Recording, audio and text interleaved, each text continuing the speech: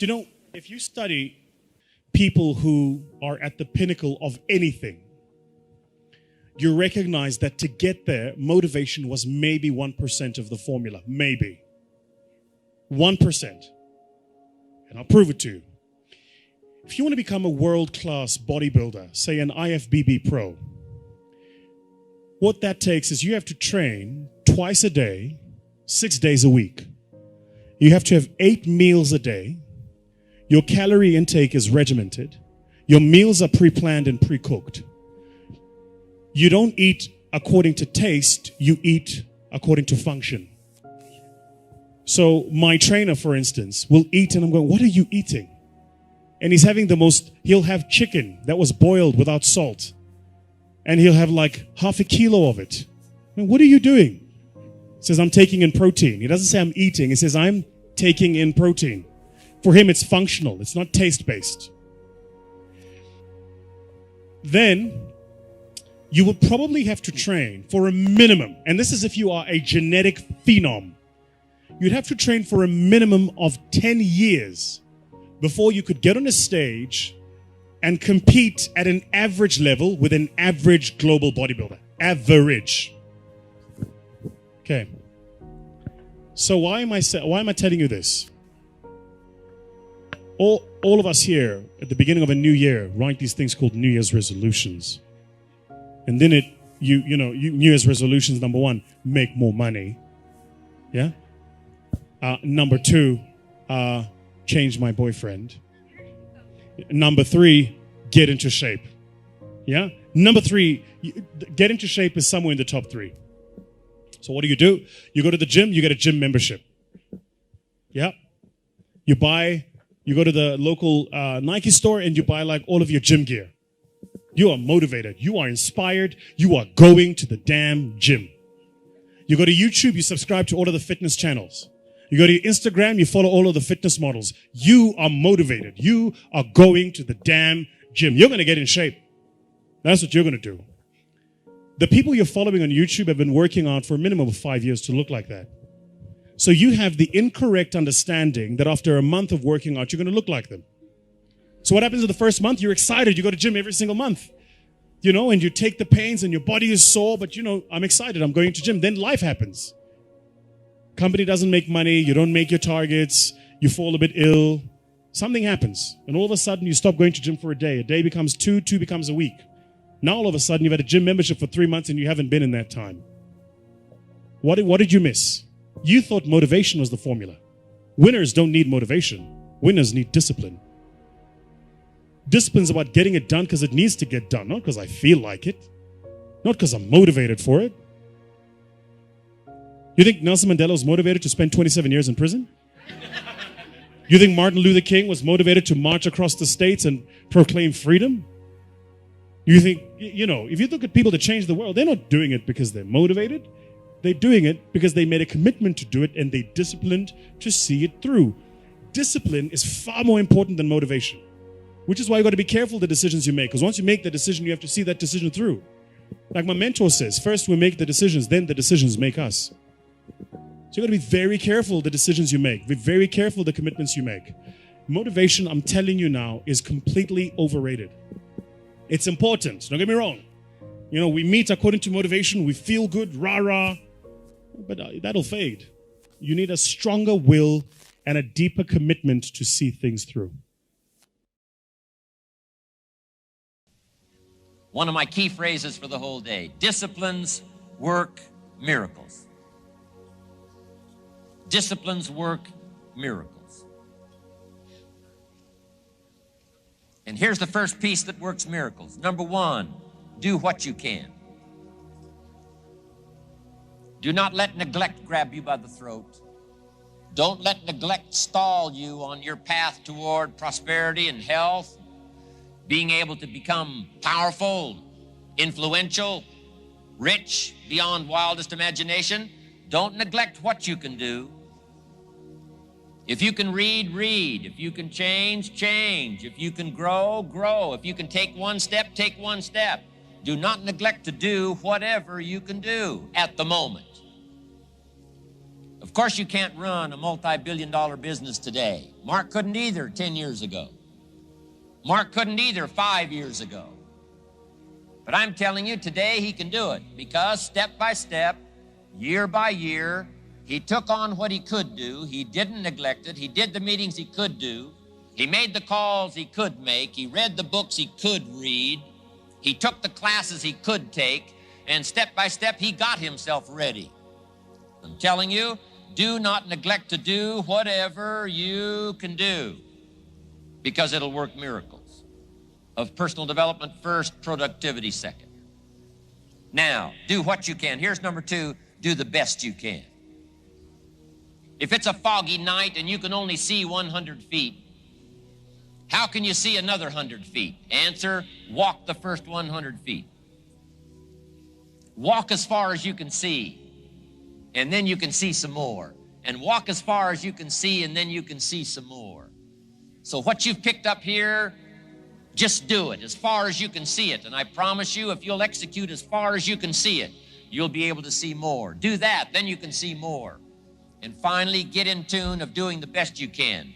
And you'll have the activity that'll develop the disciplines that will set this sail so that you can say, it doesn't matter how the wind blows.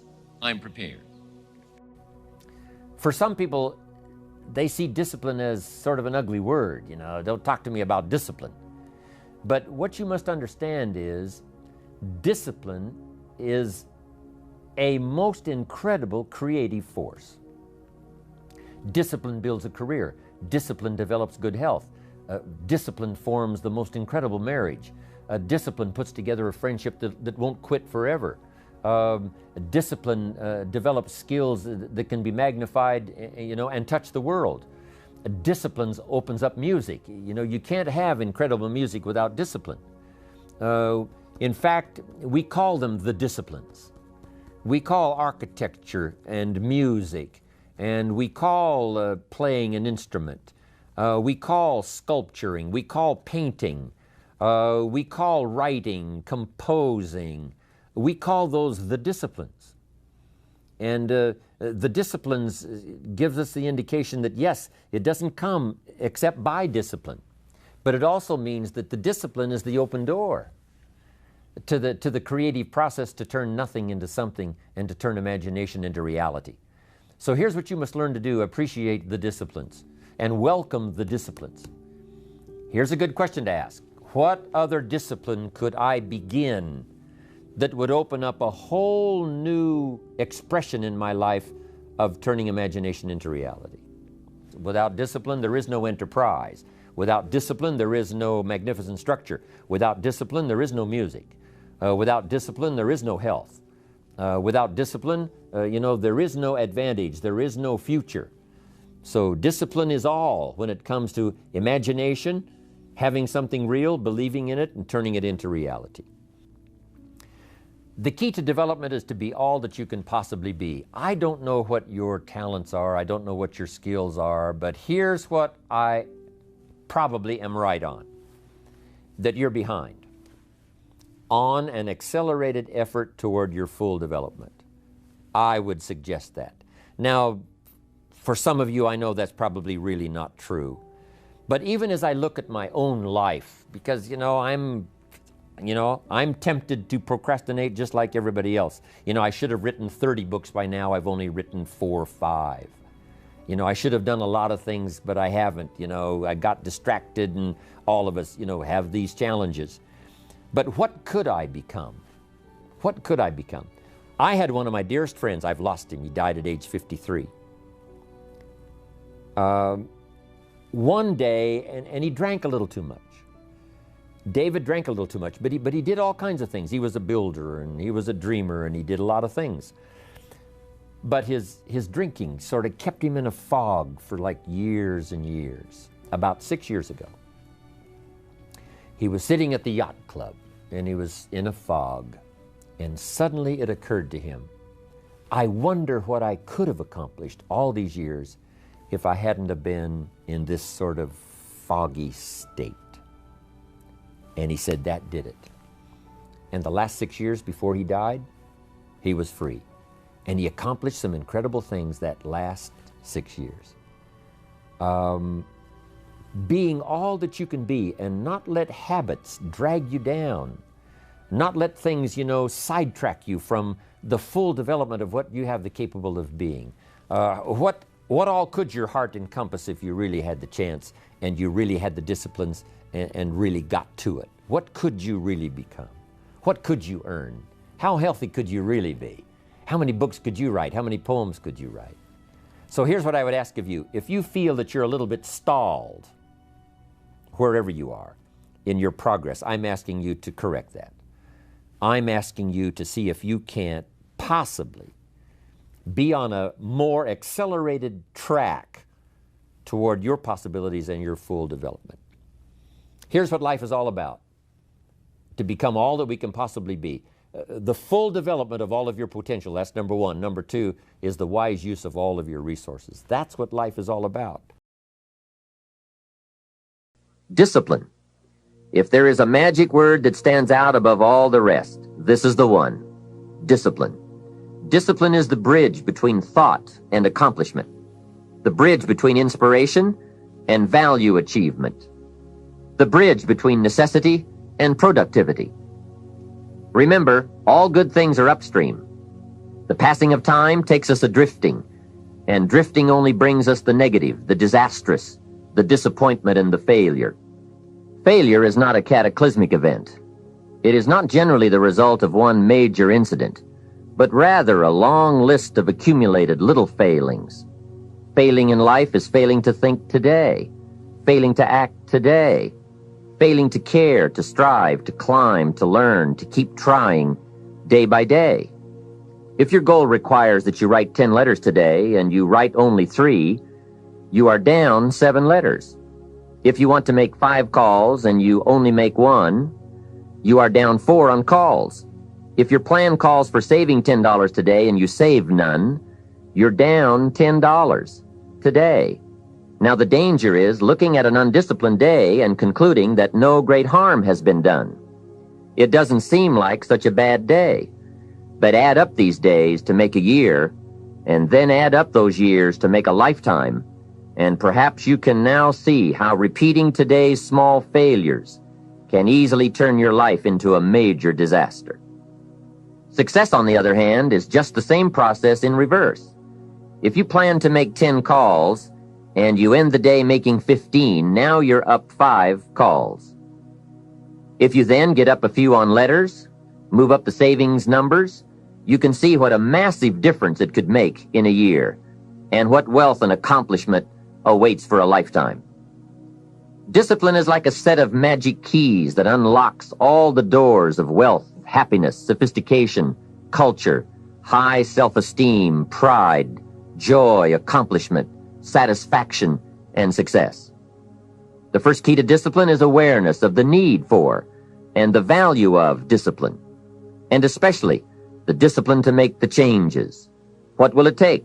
What must I do? And what must I become to get all I want from my life? The second key is the willingness. More than that, the eagerness to maintain your new discipline deliberately, wisely, consistently.